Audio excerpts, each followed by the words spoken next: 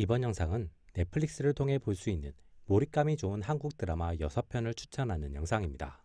넷플릭스 드라마 추천 첫 번째 작품은 돌풍입니다. 국내 기준 2024년 12부작으로 공개된 정치, 스릴러 장르의 작품입니다. 설경구, 김희애 배우가 주연으로 출연합니다. 박동호는 현 대통령 장일준을 도와 대통령으로 만드는 데 성공했고 현재는 국무총리로 일하고 있습니다. 박동호는 일을 하던 중 우연히 장일준과 여당 국회의원들과 대진그룹과의 비리를 알게 되고 이것을 바로잡으려고 합니다. 하지만 순순히 자리를 내놓고 싶지 않은 장일준과 여당 의원들은 역으로 박동호가 하지도 않은 비리 혐의를 씌워 박동호를 정치계에서 정리하려는 시도를 하게 됩니다. 박동호는 그 과정에서 자신의 친구까지 잃으며 합법적인 틀 안에서 자신이 정의를 완성할 수 있는 방법은 없다는 것을 깨닫게 됩니다. 박동호는 자신이 모든 권력을 쥐어야만 정의를 만들어낼 수 있음을 느끼고 남몰래 대통령을 시해해 자신이 권한대행이 되어 모든 것을 바로잡기로 합니다. 드라마 돌풍은 제목처럼 몰아치듯 계속해서 발생하는 사건과 상황을 통해 긴장감과 몰입감을 바탕으로 한 다양한 재미를 전달하는 작품입니다. 넷플릭스 드라마 추천 두 번째 작품은 구독, 좋아요와 함께 확인해 주시길 바랍니다. 넷플릭스 드라마 추천 두 번째 작품은 스토브리그입니다. 국내 기준 2019년 방송을 시작한 16부작의 스포츠, 오피스 장르의 드라마입니다. 재송드림즈는 만년 꼴찌 야구팀입니다. 모기업인 재송그룹은 이미 충분한 인지도를 갖췄기 때문에 돈은 돈대로 들어가고 욕은 욕대로 먹는 재송드림즈를 해체하고자 합니다. 하지만 그냥 꼴찌 상태에서 팀을 해체하면 더 큰 욕을 먹거나 지역 주민들의 강한 반발로 인한 부작용이 있을 것을 알고 있기 때문에 나름 좋은 성적을 거둔 뒤에 팀을 해체하기로 결정합니다. 재송드림즈는 그걸 위해 새로운 단장으로 백승수를 임명합니다. 백승수는 다양한 선수팀의 감독, 단장으로 활동하며 많은 팀을 우승시킨 인물입니다. 하지만 우승을 시킨 팀이 다음 해에 해체되는 기구한 흐름을 가진 인물이어서 재송그룹에는 딱 맞는 인물이었습니다. 재송그룹은 원하는 목적을 달성하기 위해 지원을 대폭 축소하고 단순한 한 시즌만의 성적을 감독과 백승수에게 요구하고 백승수는 그런 모기업의 상황과 요구와 상관없이 구단, 선수, 팬들을 위해 움직이게 됩니다. 드라마 스토브리그는 야구, 스포츠팀이라는 소재를 인상적으로 활용하고 좋은 리더 캐릭터를 잘 보여주며 이 작품만의 매력을 잘 갖춘 드라마입니다. 넷플릭스 드라마 추천 세 번째 작품은 소년심판입니다. 국내 기준 2022년 10부작으로 공개된 범죄, 스릴러, 법정 장르의 드라마입니다. 김혜수, 김무열, 이성민, 이정은 배우가 주연으로 출연하며 등급은 청소년 관람 불가입니다. 심은석은 소년범을 혐오하는 소년부 판사입니다. 소년범에게 가장 무거운 처벌인 시포 처분을 가장 많이 내리는 판사이기도 합니다. 심은석은 소년범의 재범을 막기 위해서는 강력한 처벌을 통한 소년범의 반성과 법에 대한 두려움이 필요하다고 생각합니다. 동시에 그러한 강력한 처벌이 피해자와 피해자 가족들에게도 필요하다고 생각합니다.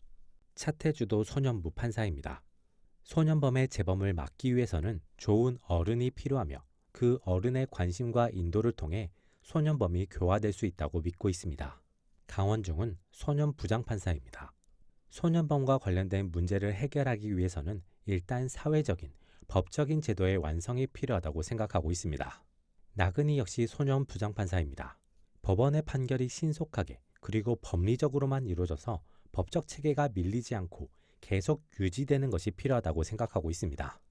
드라마 소년심판은 이렇게 다른 4명의 판사가 소년범 사건으로 서로 연계하고 부딪히며 변화해가는 과정이 그려집니다.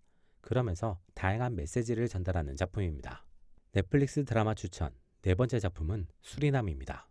국내 기준 2022년 6부작으로 공개된 범죄, 스릴러, 첩보 장르의 드라마입니다.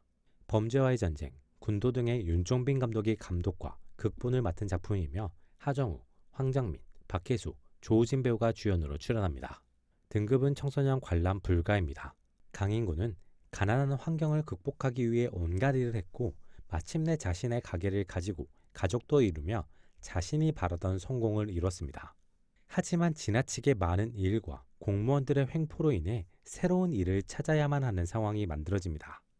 그때 오랜 친구인 박응수가 수리남에서 가치가 없어서 버려지는 홍어를 수입해와서 파는 일을 해보자고 제안하게 되고 강인군은 그 제안을 수락하게 됩니다. 강인군은 아내인 박혜진을 설득하고 독실한 기독교 신자인 박혜진은 현지의 한인교회를 소개하며 그 교회를 충실히 다니는 조건으로 강인구의 수리남행을 받아들이게 됩니다. 강인구는 박혜진의 추천으로 가게 된 한인교회 목사 전요한으로 인해 현지에서 어려움을 극복하고 사업을 이어나갈 수 있게 됩니다. 그렇게 순조로울 줄 알았던 흐름은 갑자기 강인구와 박응수가 마약 사건에 엮이게 되고 박응수는 사망, 강인구는 감옥에 수감되는 상황으로 연결되며 큰 위기를 겪게 됩니다. 강인구는 자신을 찾아온 국정원 요원 최창호에게 진실을 전해듣게 되고 새로운 상황으로 나아가게 됩니다. 드라마 수리남은 실화를 바탕으로 한 매력적인 스토리와 함께 개성 있는 인물을 통한 재미를 전달하는 작품입니다. 넷플릭스 드라마 추천 5번째 작품은 구독, 좋아요와 함께 확인해 주시길 바랍니다. 넷플릭스 드라마 추천 5번째 작품은 비밀의 숲입니다. 2017년 시즌1이 2020년 시즌2가 각각 16부작으로 방송된 작품입니다. 2024년 스피노프 작품인 조커나 나쁜 동재가 공개되기도 했습니다. 넷플릭스를 통해서는 시즌1과 2만 시청할 수 있습니다. 등급은 15세 이상 관람가이며 조승우, 배두나, 이준혁 배우가 주연으로 출연합니다. 황시목은 검사입니다. 감정이 없는 사람이며 승진에 대한 열망이나 다른 탐욕도 없어서 자신이 해야 하는 일인 법적인 올바름을 추구하는 것에 집중하는 인물입니다. 한여진은 경찰입니다. 강력반 형사로 신체적인 능력에서 아쉬움은 있지만 뛰어난 업무 능력을 갖췄으며 공감 능력까지 갖춰서 동료들에게도 인정받고 상황에 맞는 대처를 잘 보여주는 인물입니다.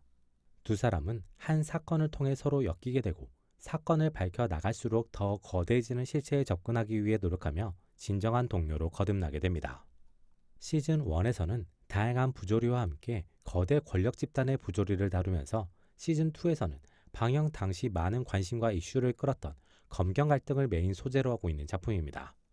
드라마 비밀의 숲은 시의성 있는 소재와 함께 정의와 올바름에 대한 추구를 잘 다루며 재미와 메시지를 효과적으로 전달하는 작품입니다.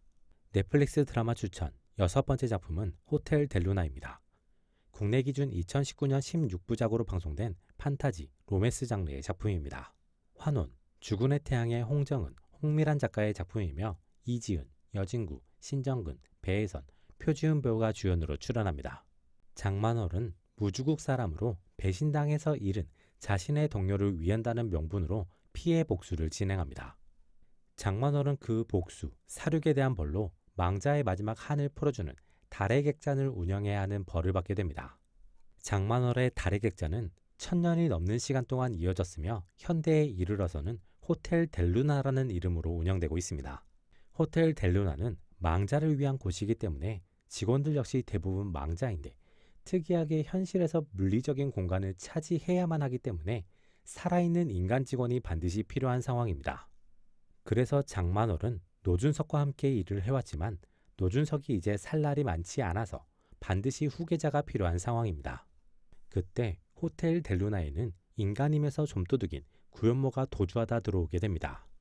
장만월은 인간이 들어와서는 안 될 곳에 들어온 구현모를 죽여서 저승으로 보내는 대신 구현모의 어린 아들 구찬성을 나중에 델루나에서 일하게 만드는 계약을 체결하게 됩니다.